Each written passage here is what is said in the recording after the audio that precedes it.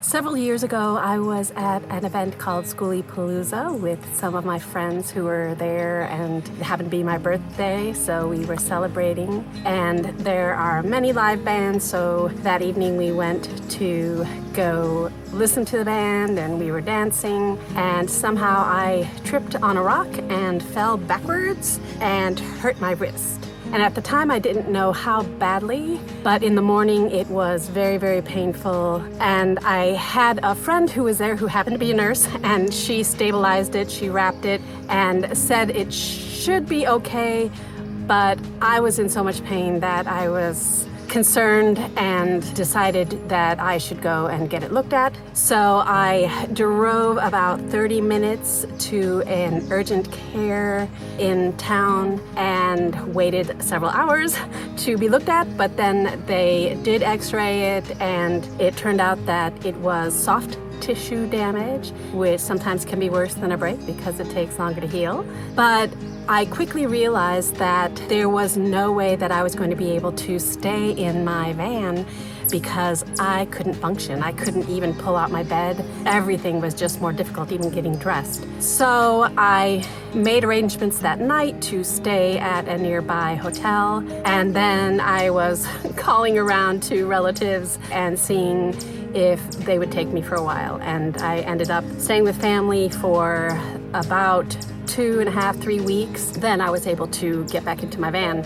My point is that when you are dealing with injury or health challenges on the road, it is a little more challenging than normal. So today I am going to be going over what I've been learning about health challenges, chronic conditions, injuries, and things like that, so that you can be more prepared.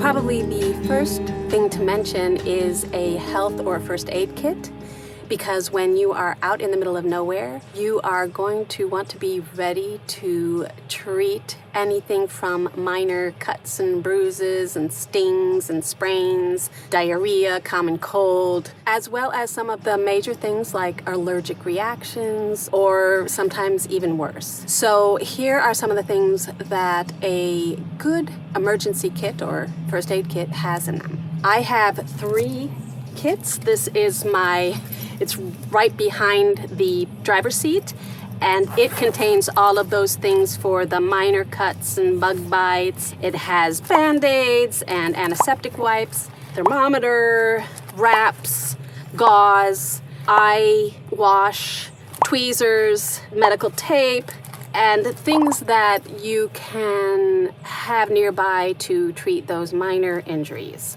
Then I have a larger kit that I keep up above. It's in a backpack, and it has some of the more hefty things that are really geared toward more major injuries to stabilize you until help can come. Make sure you have some over-the-counter medications for colds and flus, maybe diarrhea. I don't usually take diarrhea medication because I think it's good to just get it out. Antihistamines. Some of you may have allergies and need to deal with those when you are out and about and changing environments. So you'll want to make sure that you have the things that you would normally take given those circumstances. You're also going to want to be sure that you have your prescription medication and an adequate supply of that. So if you are in town, make sure that you can pick it up before you go somewhere out in the boonies, because there's nothing worse than realizing when you are hours away from the nearest pharmacy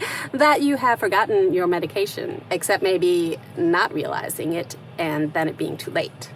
I've had first aid training and CPR. I had to do it years ago, but I've tried to keep up with that because I do think it's important that we all know some basic first aid things, either to help ourselves or to help others. So if there are courses near you, look it up online. There are classes all the time to either recertify yourself or just learn it for the first time. But sometimes it's beyond your control and no amount of training can prepare you. So it's good to look into your options beforehand. I always like to know where nearby hospitals and urgent care centers are, just in case.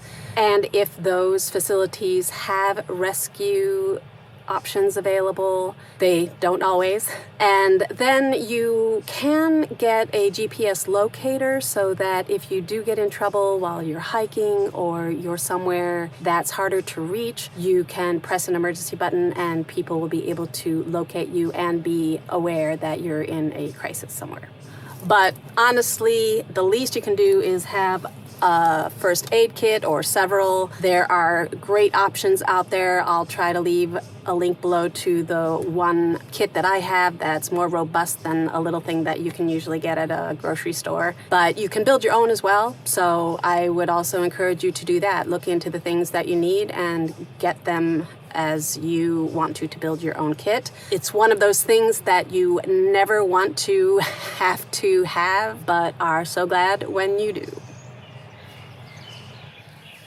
I once had a severe allergic reaction to a medication that I took that was just an over-the-counter thing, and I had never had a reaction before, but I do have allergies, and I had an EpiPen, thank goodness, and I was able to stabilize myself enough and then drive myself to a campground for that night until I could just make sure that everything was okay, which it was. But it made me think what would happen for people who maybe are living with or dealing with more chronic conditions or health issues when they're on the road.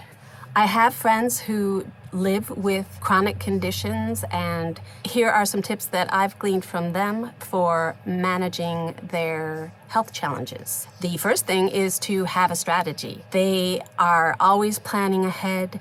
They know to the day when their prescriptions are going to run out, and they know that they have to get into town somewhere and make sure that they have that filled, and regular checkups to just make sure whatever condition they have is still manageable while they are on the road. And I'm always impressed with how they don't let their chronic conditions keep them from living their life on their terms and what they love doing. But it definitely takes more planning and preparation to ensure every measure of safety in case something goes wrong. And of course, we can't talk about health challenges without talking about how to maintain our health in the first place. I feel like staying active and being out in nature is one of the things that I can do to maintain my health. And so I try to incorporate all the kinds of activities that I can to ensure that.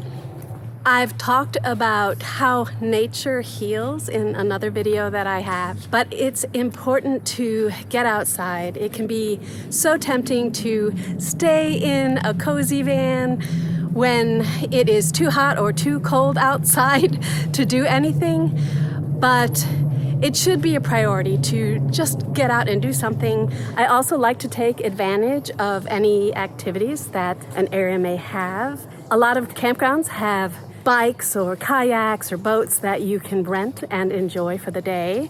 So even though I enjoy hiking and walking and being on the ground because I can get very clumsy, I do like to take advantage of those things every once in a while to challenge myself and enjoy the area in a different way, because I can sometimes explore it more or see different things that I wouldn't by just walking.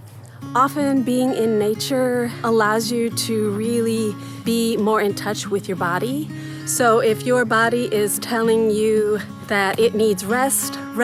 If it's telling you something else, try to pay attention to those signs. And if you're not feeling well, get a checkup, because prevention is half the battle. So just make sure that you take care of yourself.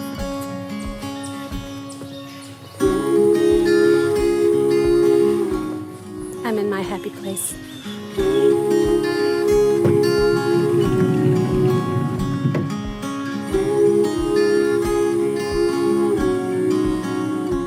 I hope some of these tips for dealing with health challenges while you're on the road will help you to manage and prepare for the health challenges that you have or will face. Remember that preparation and self-care is really important no matter where you are. If you found this video helpful, please give it a thumbs up, share it with other people who might benefit from it, and be sure to subscribe so that you can continue to receive my content. If you have any tips or suggestions for how to deal with health issues on the road, especially if you are one of those who has a chronic condition and you've learned some things, please leave them in the comments below. That would be very helpful, not only to me, but to anybody who browses the comments. As always, thanks for watching, and I will see you in the next video.